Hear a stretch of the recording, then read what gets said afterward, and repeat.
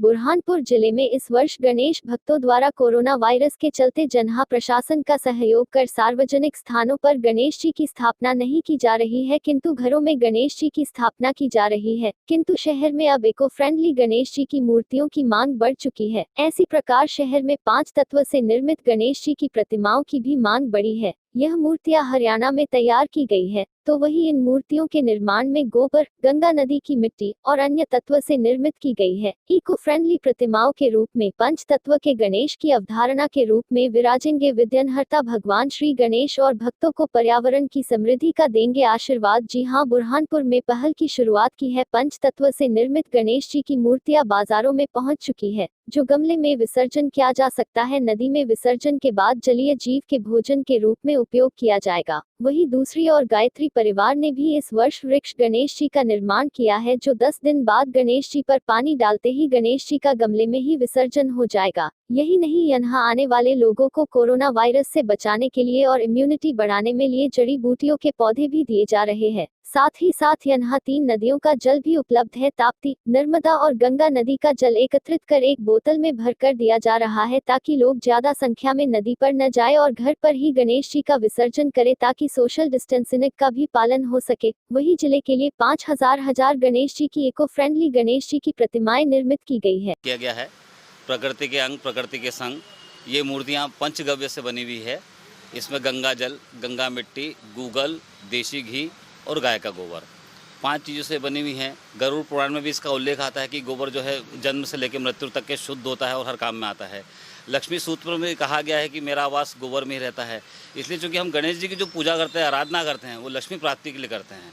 तो बुरहानपुर शहर में हमने पहली बार प्रयास किया कि इस मूर्तियों को लाया जाए और प्राकृतिक भी है। टोटल ऑर्गेनिक मूर्ति है ये, किसी प्रकार का कोई केमिकल नहीं है। चाहते तो हम इसमें कलर पेंट वगैरह लगा सकते थे, लेकिन वो ऑर्गेनिक का मतलब नहीं होता। इसलिए हमने ये पहली बार प्रयास किया है और सबसे निवेदन कर रहे हैं कि हम यही मूर्ति बिठाएं।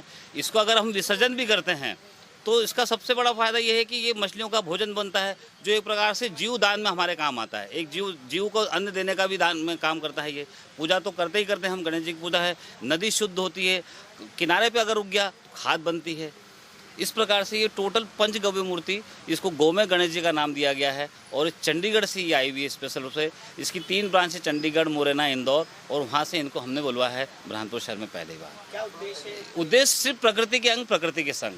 अभी हमने देखा है कोरोना से जो आ रही है बीमारी, उसका कोई इलाज नहीं पड़ रहा है। हम लोग इतना लोग पीओपी में जा रहे हैं, इतने केमिकलाइज हो गए हैं कि हम प्रकृति को भूल गए हैं। इसलिए हम प्रकृति के संग चलना चाह रहे हैं कि प्रकृति है तो हम हैं, और ये हमारा प्रयास है। और हमने पहली बार निरंकारी कलेक्शन के माध्यम से ये प्रयास किया गया है और बुरहानपुर शहर में इसको लेकर आए हैं। लोगों का क्या रिस्पॉन्स मिला? लोगों का रिस्पांस कुछ है, लोगों में भी जागरूकता कम है। जबकि हमारे हिंदू धर्म में देखा जाए तो यही मूर्ति का विधान आता है। अथर्ववेद में भी इसका उल्लेख आता है कि यही मूर्ति होती है। हमारे जब बड़े बुजुर्ग जो हुआ करते थे, पूजा करते थे, महेश्वर में जो सबसे प्राचीन गणेश जी हैं वो भी गोमय गणेश जी है और इन्हीं पंचगव्य से बने हुए हैं, जो कि आज बहुत प्राचीन है और मूर्ति कभी खंडित नहीं हुई है। और ये मूर्ति का ये है कि इसको आप 12 महीने रखिए, घर में रखा जा सकता है। इसको न सूतक लगता है न शावड़ लगती है। ग्रहण के समय हम मूर्ति शुद्ध करते हैं तो ये उसकी भी जरूरत नहीं पड़ती इसमें, क्योंकि गोबर पूर्णतः शुद्ध, गोबर, गंगा जल, गंगा मिट्टी पूर्णतः शुद्ध होती है। इसलिए ये पूरी चारों सर्व विधान से सोचकर हमने प्रयास किया कि हम इसके यहाँ लाएं और लोगों तक इसको पहुँचाएं। मेरा नाम विजय। सर, क्या है कि आजकल के बाजारीकरण के युग में ऐसा हुआ है कि हमारे परंपराओं का, रीति रिवाजों का, इन सब का बाजारीकरण हो गया है। आप देखें, गणेश उत्सव में बड़े पैमाने पर प्लास्टर ऑफ पेरिस की मूर्तियाँ बनती है और अंतिम दिवस इन नदियों में इन मूर्तियों का हम विसर्जन करते हैं। प्लास्टर ऑफ पेरिस जो है एक प्रकार का रसायन है जिसमें रासायनिक रंगों का उपयोग होता है। जब इन नदियों में इन मूर्तियों का विसर्जन होता है तो नदियों की झील भी बंद होती है और दूसरा, नदी में पल रहे जलीय जीव जंतुओं का इस पर संकट पैदा होता है। तो गायत्री परिवार के इस पर्यावरण आंदोलन में आप देख रहे हैं, हमारे अग्नि पुराण में एक श्लोक है जिसका भावार्थ है कि अगर मूर्ति स्थापित करना हो तो सर्वश्रेष्ठ धातु की, काष्ठ की, पाषाण की और अंत में मिट्टी की मूर्ति को स्थापित करने का विधान है। लेकिन प्लास्टर ऑफ पेरिस में मिट्टी की मूर्तियों का प्रचलन समाप्त हो गया था। गायत्री परिवार का यही भाव है कि घर घर भगवान विनायक मिट्टी की मूर्ति के रूप में विराजित हो। आप देख रहे हैं यहाँ पर बड़ी संख्या में हमने यहाँ पर मिट्टी की मूर्तियाँ उपलब्ध कराई है। इसमें कुछ प्रयोग भी किए हैं। जैसे बेलपत्र के एक गमले में बेलपत्र का पौधा और साथ में भगवान गणेश जी की मूर्ति उपलब्ध हो रही है। इससे यह होगा कि व्यक्ति जब अपने घर में मूर्ति की स्थापित करेगा तो 10 दिन की उपासना के बाद विसर्जन उसी गमले में मूर्ति की विसर्जन करेगा। तो बेलपत्र के रूप में भगवान गणेश उसके घर में साल भर रहेंगे। जब वो पौधा बड़ा हो जाए तो किसी उपयुक्त स्थान पर शिवालय में जाके उस पौधे को लगा देगा। एक तो ये क्रम है। दूसरा, कोरोना काल में आपने देखा कि व्यक्ति सबसे ज़्यादा चिंतित अपने स्वास्थ्य को लेके था, तो गणेश उत्सव में इस बार भगवान गणेश आरोग्यदाता भगवान गणेश उसके घर में जाना चाहते हैं गणेश भक्त के, और यहाँ पर 8 औषधि पौधों की ट्रे भी हम उपलब्ध करवा रहे हैं, जिसमें गिलोय है, एलोवेरा है, पत्थर चट्टा है, आज्ञा घास है, अदरक, हल्दी और गिलोय। ऐसे 8 औषधि पौधों को एक ट्रे में सजाकर गणेश भक्तों को यहाँ पर उपलब्ध कराया जा रहा है। अंतिम दिन विसर्जन मिट्टी की मूर्ति का करने के बाद 8 गमलों में विसर्जन की मिट्टी को डाल देगा और 8 गमलों में 8 औषधि पौधों को रोपेगा।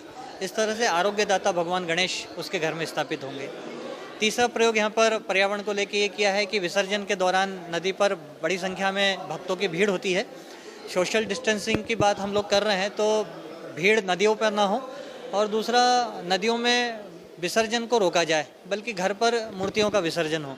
इसलिए पवित्र नदियों गंगा जी, नर्मदा जी और ताप्ती मैया का जल एक 100 ml की बोतल में यहाँ पर गणेश भक्तों को उपलब्ध करा रहे हैं। अंतिम दिवस उसी जल में तीर्थों का आवाहन करके गणेश भक्त अपने अपने घर पे ही गणपति बप्पा का विसर्जन करेंगे। इस तरह से विस्तृत अभियान है और काफ़ी लोग इसमें जुड़ रहे हैं पर्यावरण को लेके। हम लोग इस बार सार्थक गणेश उत्सव, पर्यावरण अनुकूल सार्थक गणेश उत्सव मनाने जा रहे हैं, जिसमें पूरा नगर इस अभियान में जुड़ रहा है। अभी तक हमने 2000 मूर्तियाँ यहाँ से और पूरे ज़िले में 5000 मूर्तियों को, मिट्टी की मूर्तियाँ स्थापित करवाई है।